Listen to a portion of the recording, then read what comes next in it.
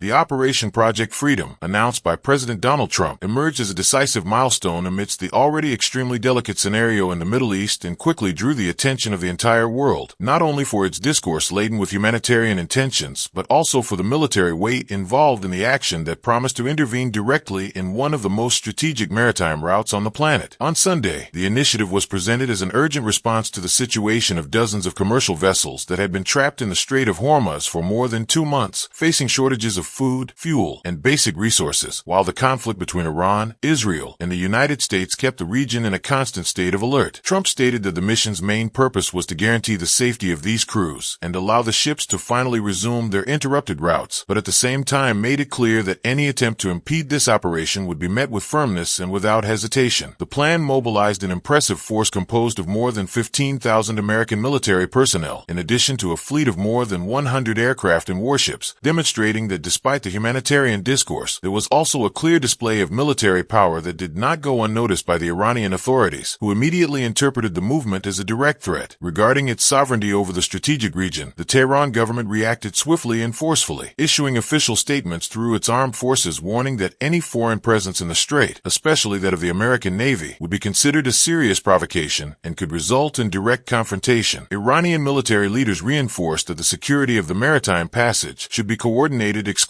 under their authority and that they would not accept external interference under any circumstances. Commander Ali Abdullah stressed that control of the strait is a matter of national security and that any attempt to disregard this position would be treated as an unacceptable violation. The tone of the statements quickly raised the level of tension in the region, making it clear that the risk of open conflict remained extremely high.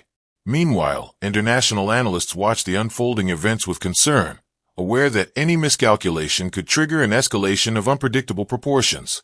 A few hours after the announcement of the operation, conflicting reports began to emerge, further increasing uncertainty. An Iranian news agency reported that 2 missiles had been fired at an American warship near the port of Kask, located at the entrance to the strait. According to this version, south of the strait in the Gulf of Oman, the vessel ignored warnings issued by Iranian forces and was hit, being forced to retreat immediately.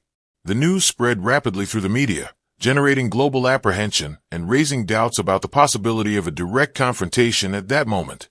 However, the United States' response was equally swift and emphatic. American authorities categorically denied any such attack, stating that none of their ships had been hit and that there was no record of impact by Iranian missiles. The American Central Command reinforced that the operation was ongoing without incident, and that its focus remained on protecting commercial shipping without seeking direct confrontation. This divergence of versions contributed to further increasing the climate of uncertainty while different sources tried to clarify what had really happened. Independent reports from international maritime agencies brought new elements to the situation, indicating that some commercial ships in the region had indeed been targeted, but there was no confirmation of direct involvement against American military vessels. One tanker was reportedly hit by projectiles of unidentified origin, while another cargo ship suffered attacks from small armed vessels. The incidents reinforced the perception that the area remained highly volatile, and that even without a direct confrontation between military forces, the risk to civilian ships remained high. Fortunately, there were no reports of serious injuries among the crews, which prevented an even greater crisis at that time.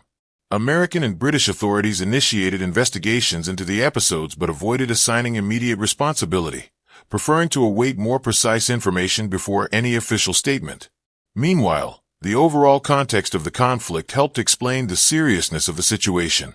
From the beginning of hostilities, Iran had imposed a near-total blockade of the Strait of Hormuz, severely restricting the flow of commercial vessels, and this directly impacted the global energy market, as approximately 1/5 of the world's oil and gas consumption passes through this strategic route.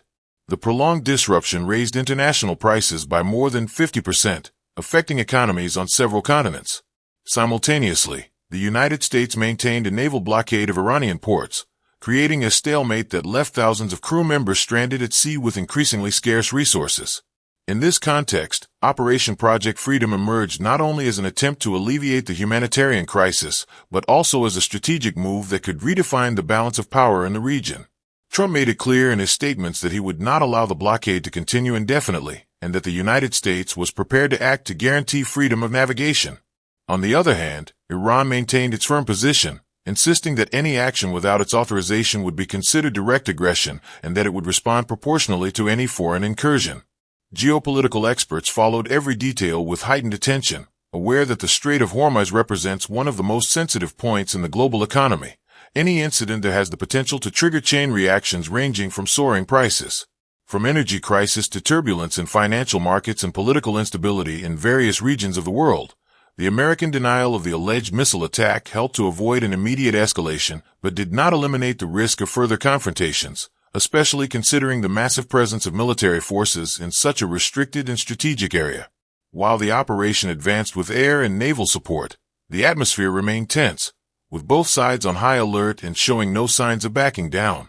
The official U.S. narrative continued to emphasize the humanitarian nature of the mission, highlighting the need to ensure the safety of crews and allow commercial ships to resume their interrupted activities.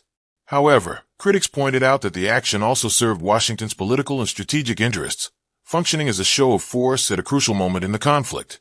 In turn, Iran reinforced its rhetoric of defending national sovereignty, making it clear that it would not accept external impositions, especially in an area it considers vital to its security and economy. This impasse created an extremely delicate scenario in which any movement could be interpreted as provocation, increasing the risk of a direct confrontation. The simultaneous presence of large-scale military forces in such a sensitive region increased the probability of accidental incidents that could quickly spiral out of control, while thousands of crew members remained trapped on their ships awaiting a solution, facing increasing uncertainty and hardship. The international community watched with concern, seeking diplomatic avenues to prevent further escalation, but encountered difficulties due to the rigid positions adopted by both sides. Operation Project Freedom continued its course, carrying with it not only the hope of alleviating a humanitarian crisis but also the weight of a possible transformation in the global geopolitical landscape.